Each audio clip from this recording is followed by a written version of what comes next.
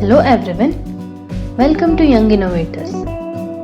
In this video, we will look into electronic components, its types, and some electronic components in detail about how it works and its application. We have seen many number of electronic devices and electrical devices in our day-to-day life, and most of us would have been very curious to know and see how it is made and what makes it work in that particular way. Why does our phone heat if we overuse it? How does the fan work with a single operation of the switch? When we are dealing with electrical circuits and devices like this, we deal with electronic components. Electronic components are elements of a circuit that makes the circuit function in the desired way. They are the basic building blocks of the circuit or a device. They control the flow of electrons in the electronic circuit.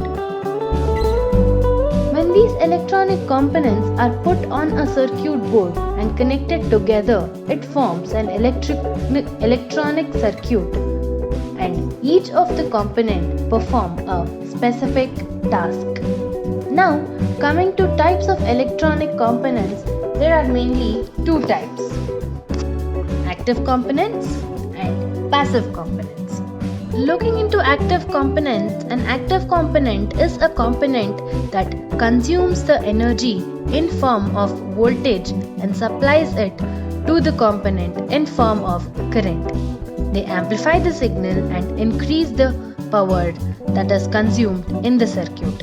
Common examples of active components include voltage sources, current sources, generators, transistors, diodes. Moving on to passive components, a passive component is the one which consumes energy provided to it. It can absorb, dissipate, or just receive and keep the current that comes to it. Passive components do not depend on the external source of energy or voltage to perform a specific operation. Some common passive components include resistors, capacitors, inductors, transformers. In today's world, electronic gadgets have become an integral part of our daily life. We can see applications of all electronic gadgets from aviation technology to healthcare and medical field. So, all these gadgets are made up of a combination of electronic components, and we see wide usage of them in daily life. So, let's see about the basic electronic components like diode, LED, resistor in today's video. We will one by one explore how they work, their applications, and the preferred rating and many other specifications, following which we can build circuits using the same. So, let us look at the first component for today, that is a diode. Just like in one-way street, how vehicles move only in one direction, diode also lets the current to flow in a single direction. It is commonly made of semiconductor or vacuum tube. A vacuum tube diode consists of two terminals, namely anode and cathode, kept in a vacuum glass tube. A semiconductor diode has a p-type and n-type semiconductor, hence it is also known as a PN junction diode. The semiconductor used mainly would be silicon, but also could use germanium or selenium.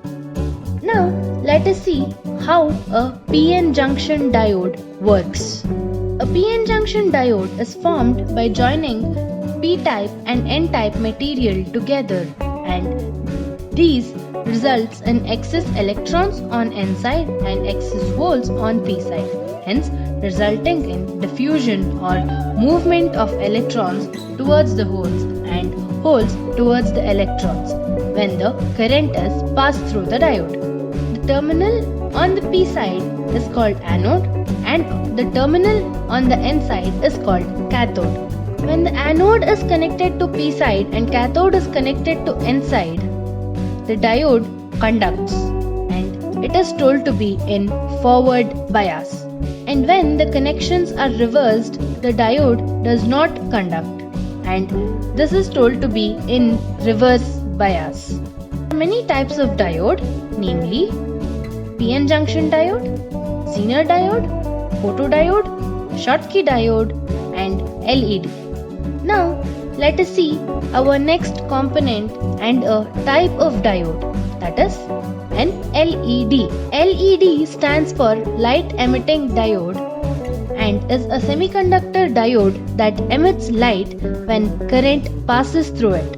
LED are available in different colors and different sizes and can be used based on the applications. A really nice thing about LED is that they are very simple, unlike some chips that have dozens of pins with names and special uses. Like a diode, LED also have two terminals, one the anode, the positive one, and other the cathode, the negative one. How do we get to know the leads of LED? If one of the two leads of LED is longer than the other, the longer lead is anode and the shorter lead is cathode.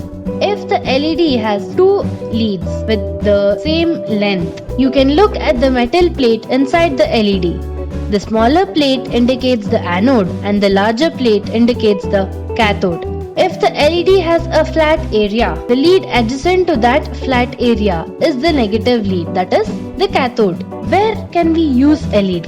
LED is mostly used for illuminations and indications, which will give the visual indication for the viewer. LED can be used in optical fiber and free space communication. LEDs also find a wide range of application in night lighting, decorative lighting and household lighting. Now coming to the types of LED, LED are of many types based on the application for which it is used, like a bicolor LED, an RGB LED, a decorative multicolor LED. Now let us see another component, a resistor. Resistor, as the name says, resists the current flow. It is a two-terminal passive device that controls the current flowing in the circuit. In a resistor, the energy of electrons that pass through the resistor are changed to heat or light. For example, in a light bulb, there is a resistor made of tungsten which converts the electrons into light. To explain it more precisely, you can take flowing water.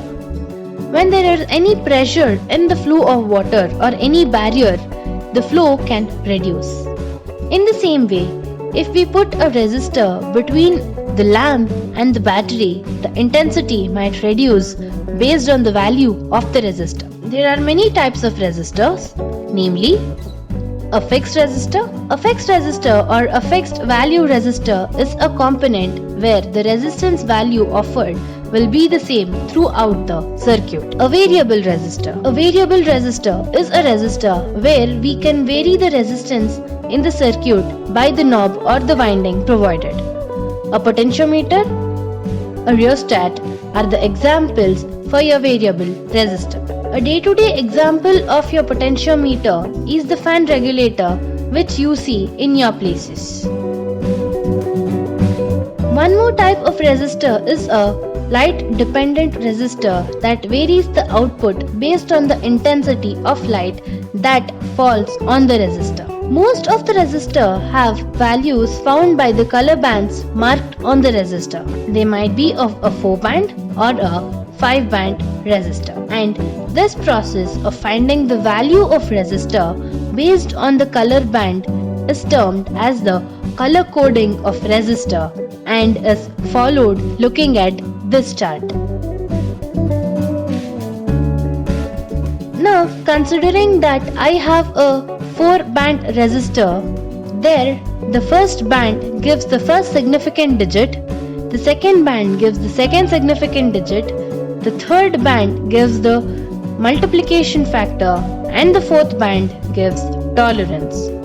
And if I take a 5-band resistor, The first three bands give the significant digits, the fourth band gives the multiplication factor, and the fifth band gives the tolerance.